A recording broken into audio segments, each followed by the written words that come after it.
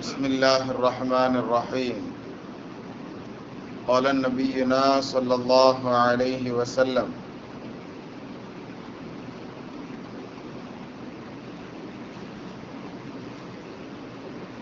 ينهانا أن نصلي فيهن أو أن نقبر فيهن موتانا حين تطلع الشمس بازغة حتى ترتفع إلى آخر حديث أو كما قال عليه الصلاة والسلام والتسليم. நேற்றைய தினத்துல நாம நேரம் வந்தால் தொழுகணும் அப்படிங்கிற செய்தியை பார்த்தோம். நேரம் வருவதற்கு முன்னால் தொழுகக்கூடாது. அதே மாதிரி அந்த நேரம் கடந்து போறதுக்கு முன்னாடி தொழுது முடிச்சிடணும் அப்படிங்கிற செய்திகளை எல்லாம் பார்த்தோம். நேரத்தோட தொழுகணும் அப்படிங்கிறதுனால ஒரு செய்தியை நாம இன்னைக்கு ஞாபகப்படுத்திக்கிடணும். இந்த நோம்பினுடைய காலங்களில் குளிப்பு கடமையாக இருக்கக்கூடிய நிலையில் கடைசி நேரத்துல ஒரு விழிக்கிறார் அப்படின்னு சொன்னா அவர் என்ன செஞ்சுக்கிடணும்னா அப்படியே ஒது செஞ்சுட்டு சஹர் முதல் செஞ்சிடணும். சஹர் செய்து சாப்பிட்டதற்கு பின்னால் அந்த ஃபஜ்ருடைய வக்து முடிகிறதுக்குள்ளாக என்ன செஞ்சிடணும், குளித்து விட்டு அவர் தொழுகையை முடிச்சிடணும் அப்படிங்கிற நமக்கு சட்டமாக சொல்லி தரப்படும். ஒரு நேரத்தினுடைய தொழுகையின் நேரம் கடந்து போகும் வரைக்கும் நாம் எப்பொழுதுமே ஜுனுபாலியாக குளிப்பு கடமையானவர்களாக இருக்கக்கூடாதுங்கிறது எல்லா காலத்திற்கும் உண்டான ஒரு சட்டம். ஒரு நேரத்தினுடைய தொழுகை, அதிலும் குறிப்பாக இப்ப ஃபஜ்ருடைய நேரம் எடுத்துக்கிட்டோம்னா ஒரு 1.25 மணி நேரம் நாம என்ன செய்யலாம், ஃபஜ்ர் தொழுதுக்கிடலாம். இந்த 1.25 மணி நேரமும் நாம் ஜுனுபாலியாக குளிப்பு கடமையானவர்களாக இருந்து நம்மை விட்டு இந்த நேரம் கடந்து போயிருச்சு அப்படின்னு சொன்னா அது பெரும் பாவமாக நம்மளுடைய மார்க்கத்துல பார்க்கப்படுகிற. இது வேண்டுமென்றே நாம் விட்ட குற்றத்திற்கு ஆளாகுவோம் அப்படிங்கிறத நாம ஞாபகத்துல வைக்கணும். ஒரு தொழுகைய வேணும்னு நாம விடுறோம் அப்படின்னு சொன்னா அதற்கு உண்டான தண்டனைகளை பற்றி பார்க்கும் பொழுது ஹதீஸ்கள்ல வரக்கூடியது, ஒரு ஹரீபனுடைய தூரம் நரகத்தில் இவர் இருப்பார் அப்படின்னு சொல்லப்படும். ஒரு ஹரீப் அப்படின்னு சொன்னா கிட்டத்தட்ட 1 ஆண்டுகள் வரைக்கும் உண்டான நடக்கும் தூரமாகும். ஒரு மனிதன் கண்டினியூவா நிக்காம எங்கேயும் ரெஸ்ட் எடுக்காம 1 வருடம் நடந்து போனால் எவ்வளவு தூரம் நடந்து செல்வானோ அவ்வளவு தூரம் அவ்வளவு நாட்கள் நரகத்துல இருக்க வேண்டிய ஒரு சூழல் அப்படின்னு சொல்றாங்க. ஒரு நேர தொழுகைக்கு இப்படின்னு சொன்னா நாம் எவ்வளவு தொழுகைகளை விட்டு கொண்டிருக்கிறோம், வீணடித்து கொண்டிருக்கிறோம் அப்படிங்கறத ஒவ்வொருத்தவங்களும் கவனத்துல வச்சுக்கிடணும். சும்மா நம்மளுடைய மார்க்கத்துல ஒரு நேர தொழுகைக்கு இவ்வளவு நன்மைகள் அப்படின்னு சொல்லப்படல.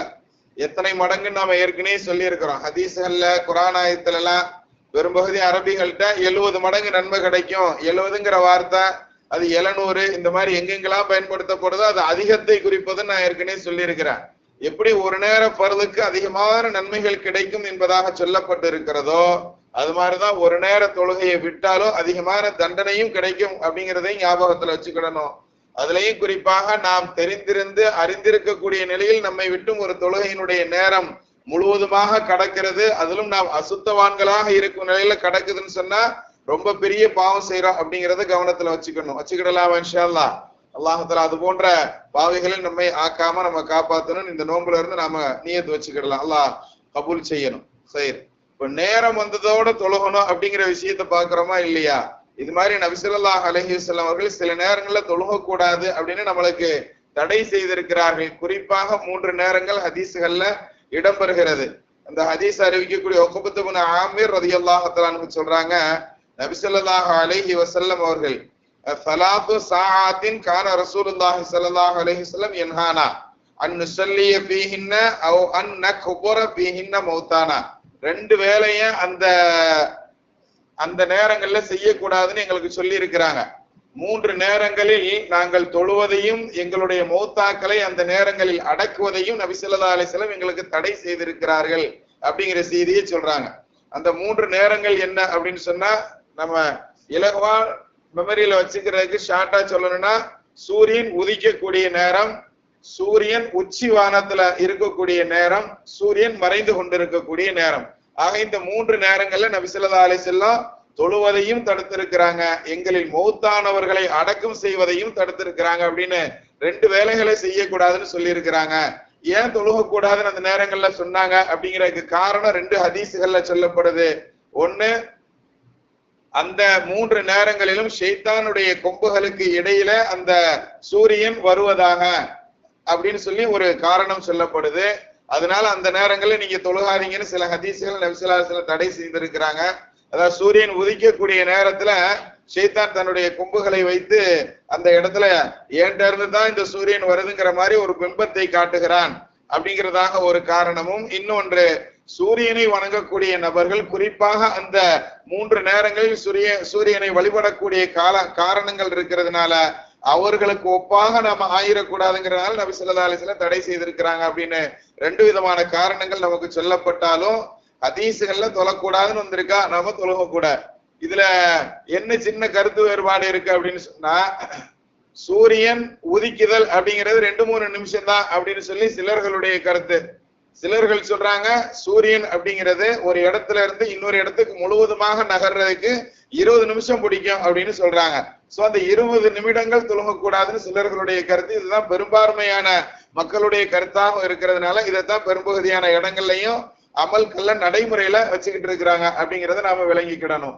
ஆக இப்போ உதாரணத்துக்கு 6 மணிக்கு சூரியன் உதிக்குது அப்படின்னு வச்சுக்கிட்டோம்னு சொன்னா, இது முழுவதுமாக உதித்து வெளியே வருவதற்கு அப்படிங்கிறது, ஏன்னா ஹதீஸ்ல வந்து இருத்தப்பா அப்படிங்கிற வாசகம் வருது முழுவதுமாக வெளியே வர்றதுன்னு சொல்லி.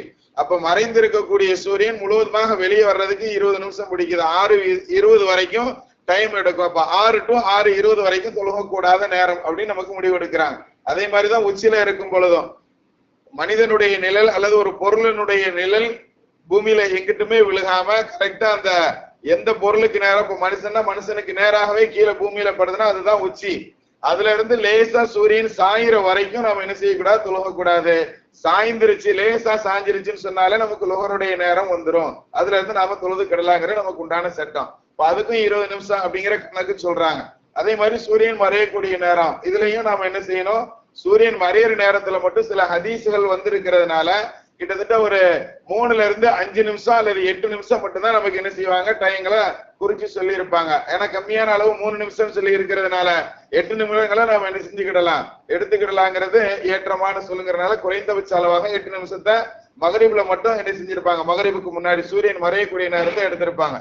ஆக இந்த 3 நேரங்களில் தொழகக்கூடாது அப்படிங்கிறது நமக்கு ஹதீஸ்களின் வாயிலாக இமாம்கள் எடுத்து தரக்கூடிய அந்த நேரங்கள்ல மட்டும்தான் நமக்கு வித்தியாசப்படுகிறது அப்படிங்கறத நாம் ஞாபகத்துல வச்சுக்கிடுவோம். அல்லாஹ் உண்மையை விளங்கி அமல் செய்யக்கூடிய பாக்கியவான்களில் நம்மை கபூல் செய்வானாக. பிஹக்கி சய்யிதினா வ ஆலி சய்யிதினா முஹம்மதின் ஸல்லல்லாஹு அலைஹி வஸல்லம்.